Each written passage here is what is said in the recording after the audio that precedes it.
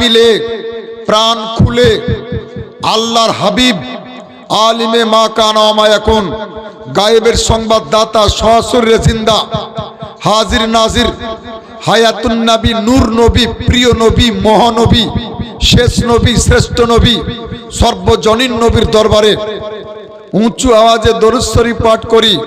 সবার পরিবেশ ঠিক করি, সবাই মিলে পড়ি, সবাই মিলে পড়ুন আল্লাহুম্মা সাল্লি আলা সাইয়্যিদিনা মাওলানা আপনি মাইকে পড়ুন ওয়া আলা আলি মাওলানা মুহাম্মদ সাল্লি আলা মুহাম্মাদিন মুহাম্মদ সাল্লি আলা মুহাম্মাদিন মুহাম্মদ হরদম জবান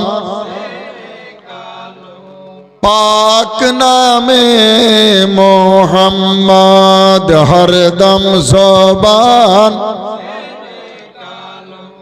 শাফিওনা মোহাম্মদ সাল্লাল্লাহু আলাইহি ওয়াসাল্লাম। আমার মুসলমান ভাইরা, শ্রোতা ভাইরা, আপনাদের এই জালসা এখনো শেষ হতে একটু দেরি আছে। তার আগেই বলছি কাপাসডাঙ্গার এই জালসা সফল, আলহামদুলিল্লাহ বলে। এই জালসা কামিয়াব, জালসা সফল হয়ে গেছে। জালসা সফল হয়েছে, আমরা সুন্নি জামাতের লোক বুঝবো কেমনে?